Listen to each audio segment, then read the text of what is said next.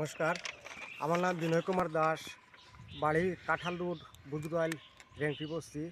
যে আমাদের এখানে আমাদের যে বাবা ঠাকুরদার যে পিতৃ সম্পত্তি রয়েছে, পিতৃ সম্পত্তিগুলা যে এখানে তারা মহাবীর জৈন আর অভিষেক জৈন ওরা অবৈধভাবে আমাদের এখানে দিনে রাত্রে যে কোনো সময় এসে তারা পিলার করে মানে দখল করার চেষ্টা করে।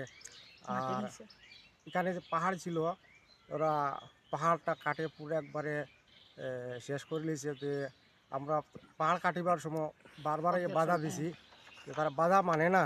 বাধা না মানা সত্ত্বেও আমরা আজকে বাধা দিয়ে কালকে বন্ধ করে।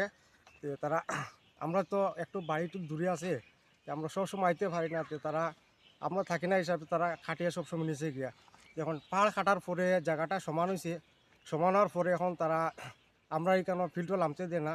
তারা বলপূর্বকভাবে তারা গুন্ডারাজ ফালিয়ে রাখছে। তারা এখানে আমরা হুমকি দমকি দিয়ে তারা যা প্রাণে মারালো গিয়া।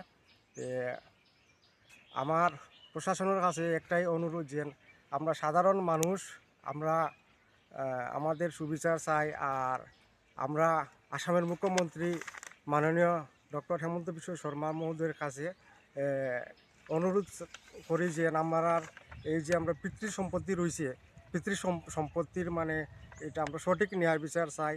আর তৎসঙ্গে আমার কাছাড় ডিস্ট্রিক্টের যিনি এসপি রয়েছেন, ওনার কাছে আমার বিনম্র অনুরোধ, যে আমরা এই বিষয়টা একটু তদন্ত করিয়া দেখার জন্য। ধন্যবাদ।